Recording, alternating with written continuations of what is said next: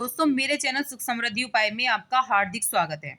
मैंने दो दो बार पांच पांच कहानियां डाल रखी हैं, आप वो भी देख सकते हैं।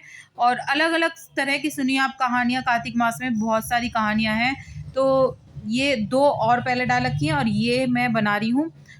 अच्छी लगे वीडियो तो लाइक सब्सक्राइब जरूर करिएगा, जिससे आगे वीडियो मिलती रहे। और कार्तिक की बहुत सारी वीडियो है मेरे चैनल पर, जरूर देखिएगा। तो बढ़ते हैं, क्योंकि मैं कातक स्नान करती हूँ और मैंने सारी अपनी स्नान से संबंधित सारी वीडियो डाली हैं अपनी, तो जरूर देखिएगा। बढ़ते हैं अपनी कातक की कहानियों की तरफ ही। पहले कर लेते हैं गणेश जी की कहानी। बोल सांचे दरबार की जय, बोल गणपत महाराज की जय। बहुत समय पहले की बात है। एक अंधी बुढ़िया थी, जिसका एक लड़का और बहू थी। वो लोग बहुत गरीब थे। वह अंधी बुढ़िया रोजाना गणेश जी की पूजा किया करती थी। गणेश जी उस बुढ़िया से प्रसन्न होकर एक दिन साक्षात सन्मुख आकर कहते हैं कि मैं आपकी पूजा से बहुत ही प्रसन्न हूँ, आपको जो वर मांगना है वो मांग ले। बुढ़िया कहती मुझे मांगना नहीं आता, तो कैसे और क्या मांगूं? तब गणेश जी बोले कि अपने बहू बेटे से पूछकर मांग लो। तब बुढ़िया ने अपने पुत्र और वधू से पूछा, तो बेटा बोला धन मांग ले। बहू ने कहा कि पोता मांग ले। तब बुढ़िया ने सोचा कि ये तो अपने मतलब की बात कर रहे हैं। फिर बुढ़िया ने पड़ोसियों से पूछा, तो पड़ोसियों ने कहा बुढ़िया तेरी थोड़ी सी जिंदगी बची है, क्यों मांगे धन और पोता? तू तो केवल अपने नेत्र मांग ले, जिससे तेरी बाकी जिंदगी सुख से व्यतीत हो जाए। उस बुढ़िया ने बेटे और बहू तथा पड़ोसियों की बातें सुनकर घर में जाकर खूब सोचा कि क्यों ना ऐसी चीज मांग लूं जिससे बेटा बहू और मेरा सबका ही भला हो जाए। जब दूसरे दिन गणेश जी आए और बोले कि आपको क्या मांगना है, कृपया बताइए, हमारा वचन है जो आप मांगेंगी सो वो पाएंगी। गणेश जी के वचन सुनकर बुढ़िया बोली, हे गणराज, यदि आप मुझ पर प्रसन्न हैं तो मुझे 9 करोड़ की माया दें, निरोगी काया दें, अमर सुहाग दें, आंखों में प्रकाश दें, नाती पोता दें और समस्त परिवार को सुख दें, फिर अंत में मोक्ष दें। बुढ़िया की बात सुनकर गणेश जी बोले, बुढ़िया माँ, तूने तो मुझे ठग लिया। खैर, जो तूने मांगा है वो तुझे अवश्य ही मिलेगा। यूं कहकर गणेश जी अंतर ध्यान हो गए। हे गणेश जी महाराज, जैसी आपने बुढ़िया को मांगे अनुसार दिया, आपने सब कुछ दे दिया, वैसे ही सबको देना और हमको भी देना, हमारे को भी देने की कृपा करना। बोल गणेश महाराज की जय। कार्तिक मास की दूसरी कथा। एक बुढ़िया माई थी जो चतुर्मास में पुष्कर स्नान किया करती थी। उसके एक बेटा और बहू थे। सास ने बहू को फलहार उपवास में खाने योग्य बनाने को कहा, तो बहू ने खाली टिफिन ही रख दिया। बेटा माँ को पहुँचाने के लिए पुष्कर गया। रास्ते में माँ से बोला, माँ फलहार कर लो। जहाँ पानी मिला वही फलहार करने बैठ गई, तो भगवान की कृपा से खाली टिफिन भी भर गया। माँ ने फलहार कर लिया। पुष्कर माँ के रहने के लिए झोंपड़ी बनाकर बेटा वापस घर आ गया। रात्रि में सावन मास आया और बोला, बुढ़िया माई दरवाजा खोल। तब बुढ़िया माई ने पूछा, आप कौन है? मैं श्रावण मास। बुढ़िया ने तुरंत दरवाजा खोल दिया। बुढ़िया माई ने शिव पार्वती की पूजा अर्चना की और बेलपत्र से अभिषेक किया। जाते हुए सावन मास ने बुढ़िया को बहुत सारा आशीर्वाद दिया और झोंपड़ी की एक दीवार सोने की हो गई। भाद्रपद मास आया, उसने भी दरवाजा खोलने को कहा। बुढ़िया माई ने दरवाजा खोला, सत्तू बनाकर कजरी तीज मनाई। भाद्रपद मास में बुढ़िया माई को आशीर्वाद दे दिया और झोपड़ी की दीवार सोने की हो गई। और आश्विन मास आया और उसने भी दरवाजा खोलने को कहा। बुढ़िया माई ने दरवाजा खोला, पितरों का तर्पण कर ब्राह्मण भोज कराकर श्राद्ध किया। नवरात्रि में माँ दुर्गा को अखंड ज्योति जलाकर प्रसन्न किया। सत्य की विजय दिवस के रूप में बुराई का अंत खुशी में और दशहरा मनाया। आश्विन मास में जाते समय प्रसन्न होकर तीसरी दीवार में बहुमूल्य रत्नों से जड़ित कर दी और बुढ़िया माई को सदैव प्रसन्न रहने का आशीर्वाद भी दे दिया। इन सब के बाद कार्तिक मास आया, उसने भी दरवाजा खोलने को कहा। बुढ़िया माई ने दरवाजा खोला, अति प्रसन्न मन से कार्तिक स्नान किया, दीपदान कर दीपावली, गोवर्धन, भैया दूज, गोपाष्टमी, आमला नवमी सब मनाई। कार्तिक मास ने जाते समय आशीर्वाद दिया और झोंपड़ी के स्थान पर महल बन गया। बुढ़िया माई गरीबों की सेवा कर भजन कीर्तन में अपना समय व्यतीत करने लगी। बेटा अपनी माँ को लेने आया तो माँ और झोंपड़ी को पहचान न सका, तो पड़ोसियों ने पूछा। उन्होंने बताया कि तो बेटा माँ के चरणों में गिरकर बोला, माँ घर चलो। सारे सामान के साथ घर ले गया। सासू माँ के ठाट बाट देखकर बहू के मन में लालच आ गया और उसने अपनी माँ को भी पुष्कर छोड़कर आने को कहा, तो उसका पति अपनी सास को भी पुष्कर छोड़ आया। परंतु बहू की माँ की धर्म कर्म में बिल्कुल भी रुचि नहीं थी। वह 4 समय भोजन करती और दिन भर सोती। 4 मास आए और चले गए। जाते समय झोंपड़ी गिर गई और बहू की माँ गधी की योनि में चली गई, क्योंकि औरत लक्ष्मी का रूप होती है। लक्ष्मी की तरह चंचल होना चाहिए, भगवान की पूजा और अतिथि का सम्मान और दान पुण्य करना चाहिए। बहू ने कहा, अब माँ को ले जाओ। जब जमाई सास को लेने गया तो कहीं नहीं मिली। लोगों से पूछने लगा। लोगों ने बताया कि तेरी सास धर्म कर्म में कुछ नहीं करती थी, खाती थी और सो जाती थी, जिससे वह गधी योनि में चली गई है। जमाई गधी योनि सास को बांध कर घर ले गया और उसकी पत्नी ने पूछा कि मेरी माँ कहाँ है। तब पति ने कहा, तेरी लालच की वजह से तेरी माँ गधी योनि में आ गई। बड़े बड़े विद्वानों, पंडितों, ब्राह्मणों, ऋषि मुनियों से पूछने पर उन्होंने बताया कि तेरी सास के स्नान किए पानी से स्नान करने पर उसे मनुष्य योनि मिलेगी। तब बहू ने ऐसा ही किया। उसकी माँ पूर्ण मनुष्य योनि में आ गई। हे राधा दामोदर भगवान, जैसे बुढ़िया माई को दिया वैसे सबको देना। कहते सुनते हुंकारा भरते का भला, सारे परिवार का भला। बोल सांचे दरबार की जय। कार्तिक मास की तीसरी कथा। एक समय की बात है कि एक बूढ़े बाबा थे। उन बूढ़े बाबा की 2 बहुएं थीं। ससुर जी का काम दोनों ही बहुएं करती थी। इस दौरान जब कार्तिक मास आया तो ससुर जी कहने लगे कि बहू, मैं कार्तिक नहाना चाहता हूँ। तो बड़ी बहू ने सुनते ही मना कर दिया और कहा कि आपके कार्तिक स्नान का काम मुझसे नहीं होगा, आप छोटी बहू से कह दीजिए। इसके बाद ससुर जी छोटी बहू के पास गए और कहने लगे, बहू, मैं कार्तिक नहाना चाहता हूँ। छोटी बहू सीधी सादी थी। उसने कहा कि पिताजी, आप बताइए मुझे क्या करना है। इसके बाद ससुर जी कहने लगे, ज़्यादा कुछ नहीं करना बेटा, रोज मेरे नहाने के लिए पानी भर देना, मेरी धोती धोकर सुखा देना और दोपहर का खाना बना देना। अब छोटी बहू रोज सुबह 5 बजे उठकर कुएं से पानी भरकर ला देती, जिससे ससुर जी स्नान कर लेते, उसकी धोती धोकर सुखा देती और दोपहर में ससुर जी को गरम गरम रोटी बनाकर खिला देती। जब छोटी बहू ससुर जी की धोती धोकर सुखाती थी तो उसमें से गिरने वाली पानी की बूंदें वहां मोती के रूप में इकट्ठी हो जाती थी। पर छोटी बहू इतनी नादान थी, वह समझ नहीं पाती थी और रोज सुबह झाड़ू लगाकर आंगन में एक तरफ मोती का ढेर लगा देती थी।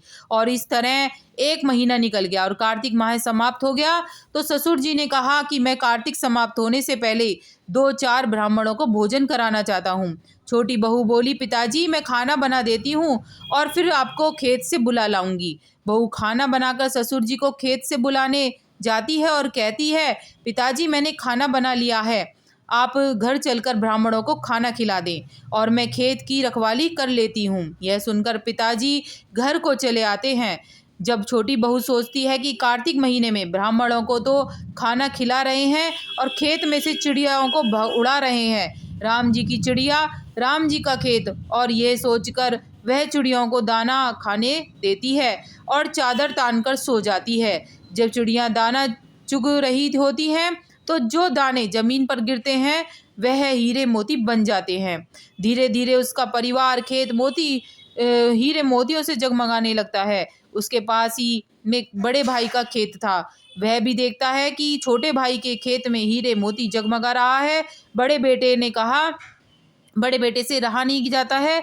वह अपने पिताजी से पूछता है कि इसका क्या कारण है। पिताजी कहते हैं, बेटा, हम पर तो कार्तिक महाराज की कृपा हुई है। बड़ा भाई जाकर अपनी पत्नी को सारी बात बताता है। उसकी पत्नी के मन में लालच आ जाता है और वह मन ही मन सोचती है, ससुर जी ने तो पहले मुझसे कहा था, मैंने क्यों मना कर दिया। अब वह साल भर इंतजार करती है और जब कार्तिक का महीना आने वाला होता है तो जाकर ससुर जी से कहती है कि पिताजी, आप इस बार कार्तिक स्नान नहीं करेंगे क्या। कहते हैं कि बेटा, इस बार मैं कार्तिक स्नान नहीं करना चाहता हूँ, अब मेरी उम्र हो गई है। ऐसा सुनकर बड़ी बहू चिढ़ जाती है और कहने लगती है कि आपसे छोटी बहू को ही मालामाल कर दिया, अब मेरी बारी आई तो कहते हैं कि मेरी उम्र हो गई है। नहीं पिताजी, आपको कार्तिक स्नान करना ही होगा। ससुर जी थक हार कर हाँ कर देते हैं और बड़ी बहू हीरे मोती के लालच में ससुर जी का बहुत ख्याल रखती है। सवेरे कुएं से पानी लाकर उन्हें भर कर देती है, उनकी धोती सुखा देती है और धोती सुखाते वक्त उसे निचोड़ती नहीं थी जिससे ज़्यादा पानी गिरे और ज़्यादा मोती इकट्ठे हों, लेकिन उस पानी में से कोई हीरे मोती तो नहीं बने, पर ज़मीन में गड्ढे जरूर हो गए। इधर कार्तिक माह समाप्त होने को आया तो उसने ससुर जी से कहा, पिताजी एक ब्राह्मण को न्योता दे देती हूँ। और वह जल्दी से खाना बनाकर ससुर जी को बुलाने खेत पर चली गई और खुद खेत की रखवाली करने लगी। खेत में कोई भी चिड़िया दाना चुगने आती तो वह उसे भगाकर कहती है कि कोई भी चिड़िया एक भी दाना मत खाओ, अभी ये सब मेरे हीरे मोती बनने वाले हैं। धीरे धीरे शाम हो गई और शाम तक उसके खेत में कोई भी हीरे मोती का ढेर नहीं बना, बल्कि उसके खेत की फसल की बालियों में दाने ही दाने रह गए। जो वह ससुर जी के पास लड़ने पहुंची, तब ससुर जी से कहा, बहू तूने तो देखा देखी पैसे की लालच में मेरी सेवा करी, जबकि छोटी बहू ने निस्वार्थ भाव से मेरी सेवा की थी, इसलिए उसे कार्तिक महाराज की कृपा से ये सब मिला। और तूने देखा देखी करी, लालच करा, तेरी फसल खराब हो गई। हे कार्तिक महाराज, जैसे आपने छोटी बहू पर कृपा करी वैसी सब पे करना, जैसी बड़ी पर करी वैसी किसी को ना देना। कहानी सुनने वाले का भला। बोल साचे दरबार की जय, बोल सच्चे दरबार की जय। कार्तिक मास की चौथी कहानी। प्राचीन समय की बात है, किसी गांव में एक बुढ़िया रहती थी। उसके 4 बेटे थे। बुढ़िया ने 4 ही भैंस पाल रखी थी। कार्तिक का महीना आने पर बुढ़िया ने अपनी चारों बहुओं को बुलाया और कहा कि मैं कार्तिक नहाने जा रही हूँ, तुम चारों एक एक भैंस रख लो, मैं 1 महीने में वापस आऊंगी। चारों बहुओं में से सबसे छोटी बहू बुढ़िया की लाडली थी। बुढ़िया ने जाते जाते यह भी कहा कि मैं 1 महीने में जब वापस आऊंगी तो देखूंगी कि किसने सबसे ज्यादा घी जोड़ा है। बुढ़िया की बातें सुन तीनों बड़ी बहुओं ने सोचा कि यही समय है बुढ़िया को बताने का कि छोटी को कुछ नहीं आता है, वह दही बिलोना नहीं जानती है और ना ही उसे पता है कि घी कैसे बनाते हैं। उसकी जेठानियों ने भी जानबूझकर उसे कुछ नहीं बताया ताकि बुढ़िया वापस आने पर उसे डांट फटकार कर सके। तीनों जेठानियां घी बनाने में जुट गईं, लेकिन छोटी बहू को कुछ नहीं आता था तो वह सारे दूध दही को पीपल पतवारी में गिरा देती। मन से बहुत भोली थी। महीना पूरा होने पर तीनों जेठानियों ने एक एक डिब्बा घी का भरकर रख लिया। छोटी बहू ने जरा सा भी घी नहीं निकाला था, वह तो सारा दूध दही पीपल और पतवारी पर चढ़ा आती थी।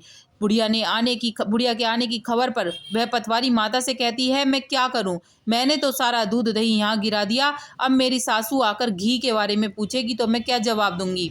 पतवारी माता कहती हैं, तुम ये 4 कंकड़ ले जाओ और 4 अलग अलग डिब्बों में रख देना, इससे चारों डिब्बे घी से भर जाएंगे। उसने ऐसा ही किया, उसके पास 4 डिब्बे घी हो गया। अब सासू जी माँ घर आई। आते ही उसने चारों बहुओं को कहा कि लाओ अपना अपना घी दिखाओ कि कितना जोड़ा है।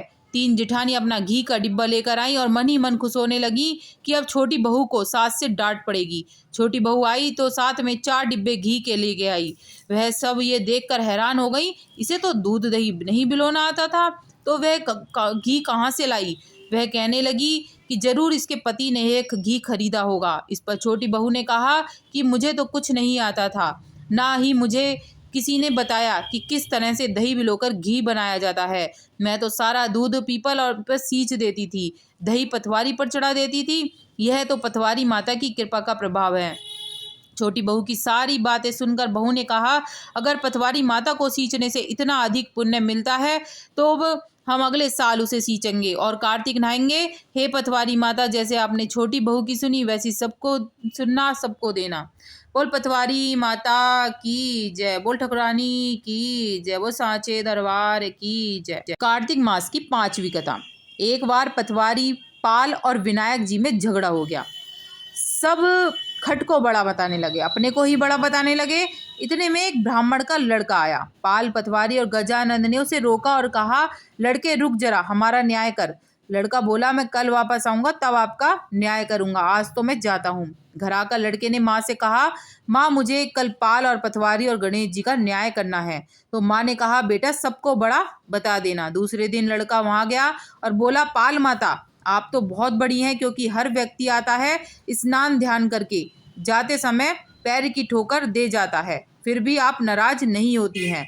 पटवारी माता आप भी बहुत बड़ी हैं, क्योंकि आदमी कितने भी तीर्थ कर ले, धर्म ध्यान कर ले, पर आने वाली आपकी पूजा किए बिना कोई कार्य पूरा नहीं होता है, इसलिए आप भी बड़ी हैं। तब विनायक जी से लड़का बोला, आप तो बहुत बड़े हैं, क्योंकि सब देवों को मना ले, आपके बिना कोई काम ही नहीं होता, इसलिए सबसे पहले आपको ही मनाया जाता है, तो आप भी बड़े हैं। पाल पटवारी विनायक जी महाराज बहुत ही प्रसन्न हो गए।